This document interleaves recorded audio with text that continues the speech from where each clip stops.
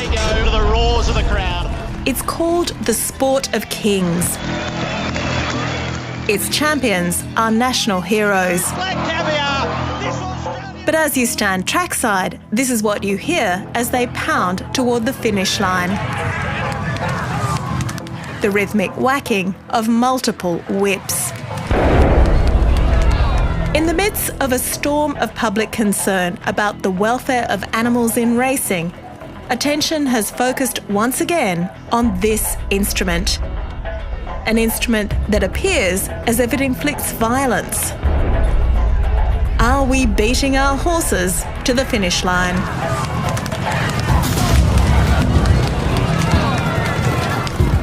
Look, I just think the whole overarm hitting of horses is not a good perception.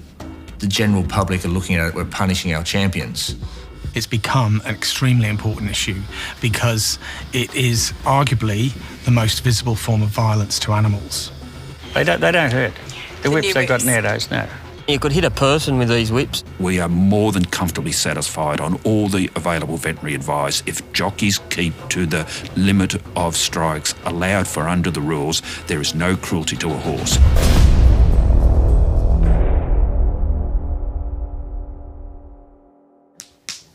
This is what a racing whip used to look like.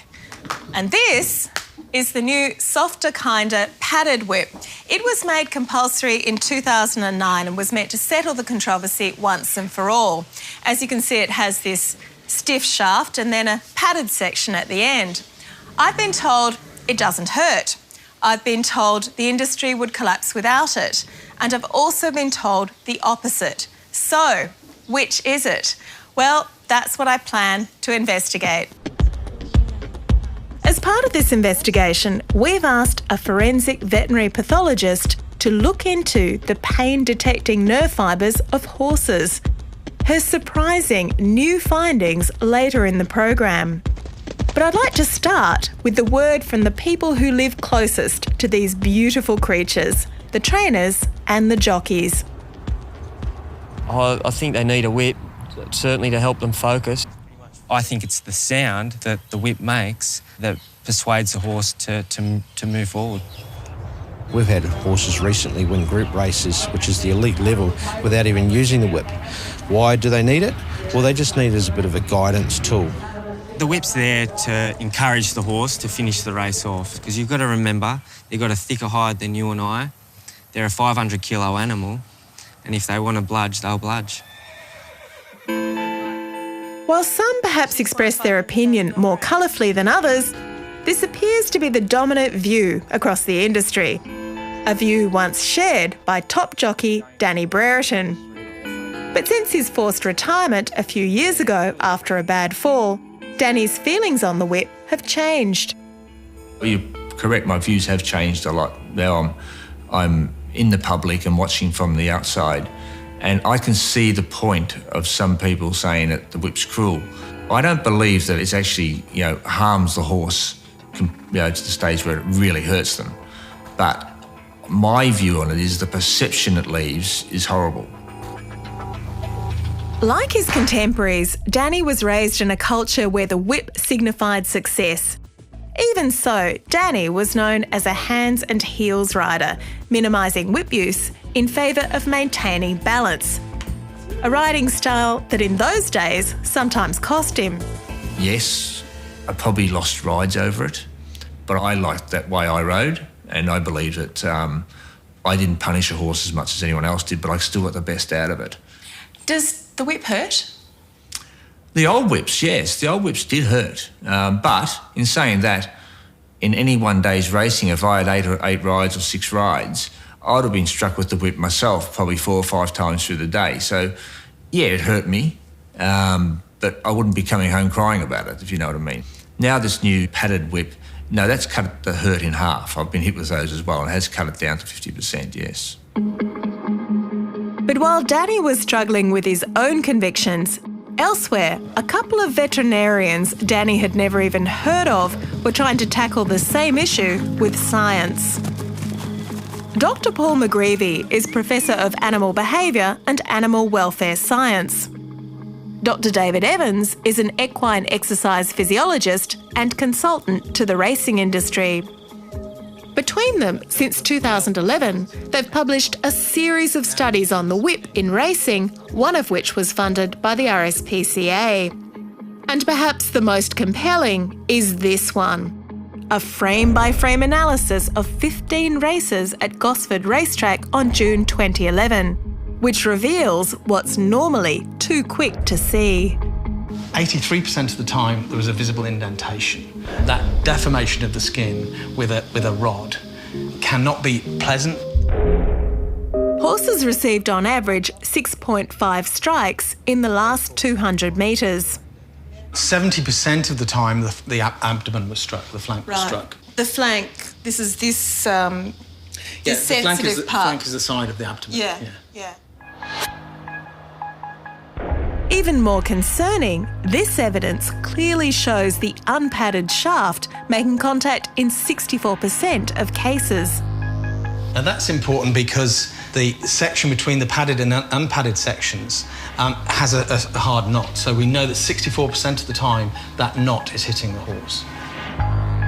The new rules on the use of the whip in racing introduced in 2009 are quite complex. So first of all, you must use one of these new padded whips. Secondly, there are two possible ways to hold a whip. This is what's called forehand. There's a limit on the number of forehand strikes. 5 strikes, non-consecutive strides, prior to the last 100 metres. Then in the last 100 metres, it's unlimited. This is what's called the backhand hold. There is no limit on the number of backhand strikes you can deliver in a race, the assumption being that you can't hit as hard backhand, and therefore, why limit it? To test the assumption that backhands are softer, Professor McGreevy recruited 6 practising jockeys and asked them to hit this pressure-detecting pad as if they were finishing a race. So we found that when they were using their dominant hand, we were very surprised to find that this system picked up more force with the backhand, which isn't policed. Right. If this is true, and jockeys can hit just as hard with a backhand, it would make a mockery of the backhand-forehand distinction in the rules.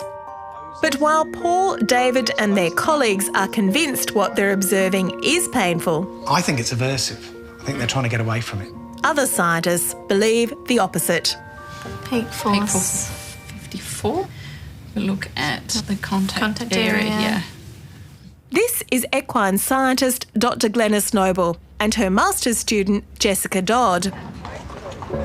Along with their co-researcher, racetrack veterinarian Dr. Peter Knight, they did their own study, partly because they doubted Professor McGreevy's findings. Jockeys have always said that backhand whip strikes generate a lot less force. So the research was giving different results to what reality or what my perception of reality was.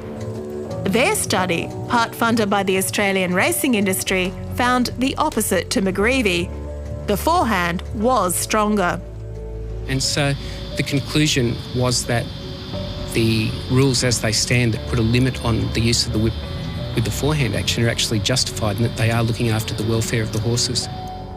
So there you have it. 2 sets of studies, one by welfare scientists, one part funded by the industry, different conclusions. It is worth pointing out, though, that Professor McGreevy and his colleagues' studies have all been published in peer-reviewed journals. The Noble and Knight study, at this point, has not. But one thing they share was the finding there's no such thing as a standard whip strike. Huge variation, which is why, you know, likely there are some whip strikes that do hurt a horse, but there are probably a lot that don't. So let's take this further now and hear from the people who make the whip rules, the Australian Racing Board.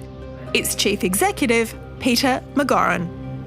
I believe that the whip has been modified. It's now padded. There are strict rules as to how often a jockey can strike a horse and in what manner.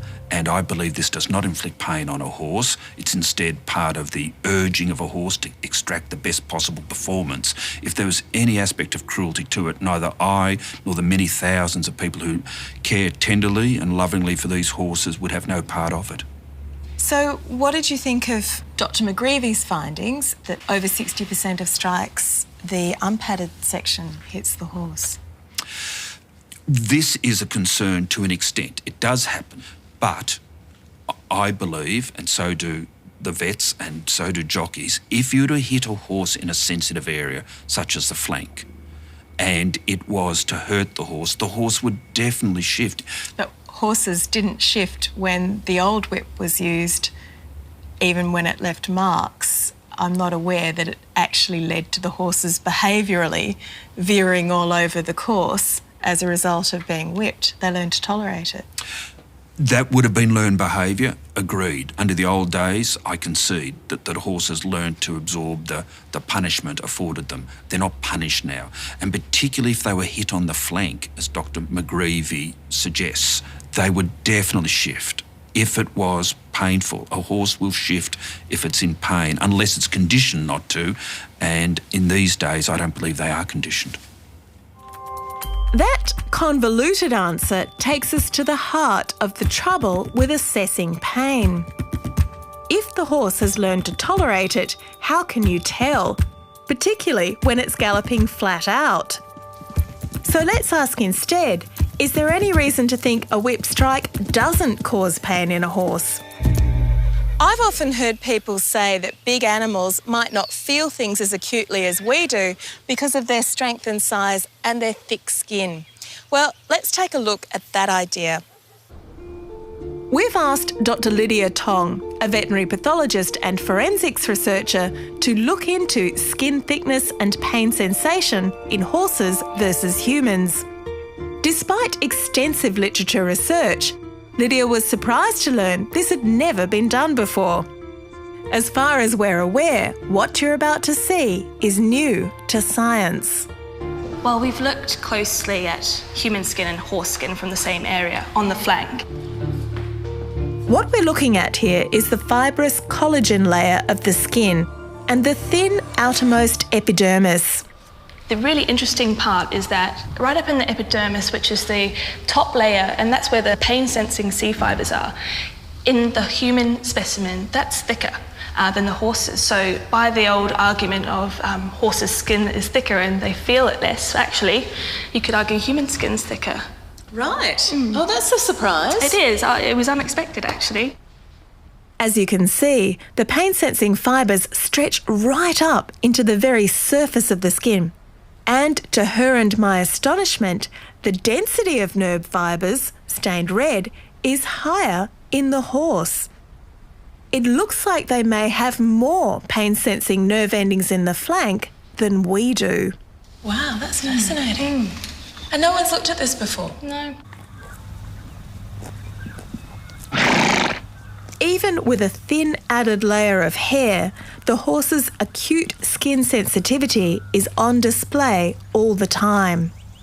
One difference from humans, though, is that animals who evolved as prey are more likely to hide their pain. If a prey animal shows its pain very overtly, they're more likely to then be noticed and picked off by a predator. So actually, often prey animals, they kind of shut up and push up. That's recognised. So, given all this, there's no reason to think that something that would hurt a human wouldn't hurt a horse. I think we should assume that it's likely to be painful. And so, logic now leads me inevitably to the next step, to try it on myself. Knowing how controversial this would be, we weren't prepared to ask a current jockey to participate. So Jonathan McLean, former jockey turned professional racehorse breaker, will wield the whip. As whip forces vary dramatically, our plan is to deliver 2 strikes of increasing intensity. You can go hard.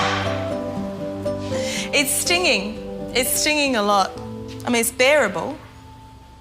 Of course, a horse in a race will have a body full of adrenaline, so may be paying less attention to the whip strike sight than I am. But still, I can report it's still stinging slightly. Actually, look what's happened to the unpadded bit. The unpadded knot has created an obvious welt. 10 minutes on, thermal imaging shows the impact clearly, with a 1 degree temperature rise indicating some inflammation. Did it hurt more than you thought? No, probably a little less. Now the stronger strike, simulating a hard forehand hit. This hurt more and stung for longer and left a bruise where the knot hit. 3 degrees plus. So it's definitely improvement, this padded whip, but it still can inflict pain depending on the speed of the whip. That's what it seems to show. Yeah. Oh, they all hurt. All those strikes hurt. It was just how long the hurt lasted. Yeah.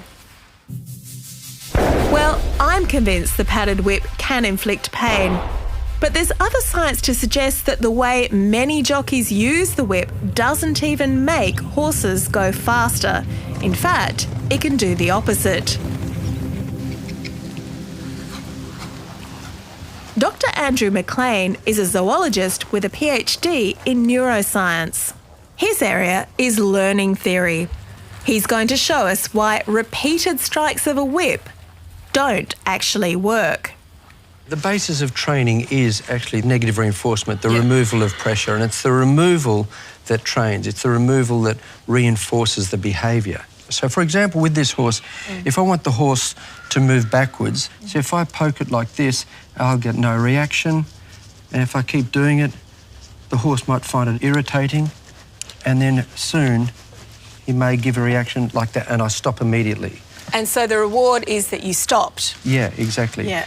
If we kept hitting the horse after the horse has already given the reaction, then the horse doesn't know what the right answer is because we've kept on using an aversive stimulus when he's given the right answer. You're punishing the response you actually intended to produce. So you're punishing the horse. Yeah. It doesn't know what's going on. It just learns to tolerate those hits. And it learns that when you're ridden, random acts of pain occur. And that's not really a recipe for a secure life.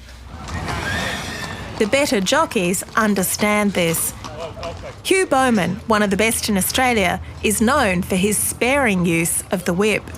I would say 80 to 90% of horses can't run any faster by being hit by the whip. They certainly might respond to 1 or 2 hits, might just help them focus and extend into their top gear, but no matter how much you hit them, really, they can only go so fast.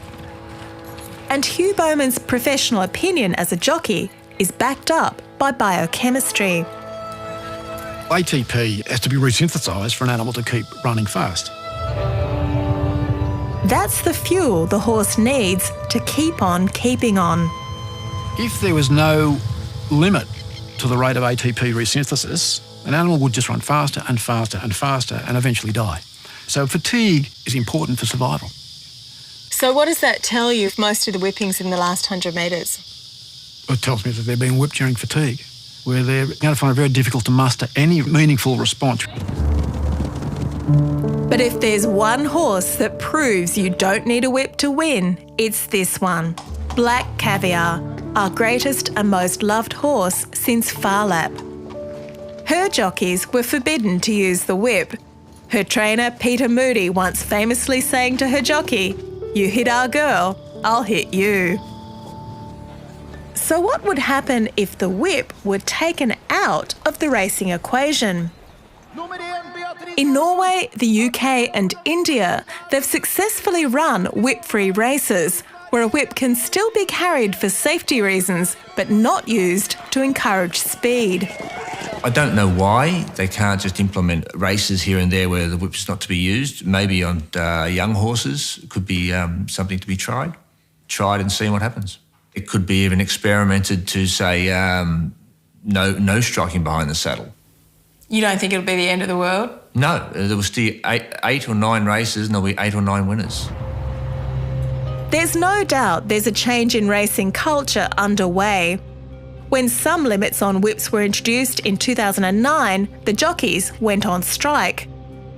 By 2014, we saw the jockeys themselves berate their colleague for using too much whip The question is, how far should that culture change go? All the trainers and jockeys I have spoken to have stressed how much they love horses and care about their welfare, and I absolutely believe that. But I struggle to share their view that there's no pain involved. The whip rules are currently under review, with a report expected in May. All indications are they'll be tightened, with probably new restrictions on backhand hits. But we, the community, will still be left with how do we feel about this? Horses being hit overarm repeatedly in the name of sport, when the science tells me many of those hits hurt. If in your heart of hearts you began to suspect that it did, what then? Oh, definitely. You would further restrict it or abolish it. You can't say you believe it does not inflict pain and then, if evidence was to the contrary, you continue. Of course we would do away with the whip. And there'd be a hue and cry, of course. But racing would carry on. There'd still be champions, there'd still be a black caviar, wouldn't there?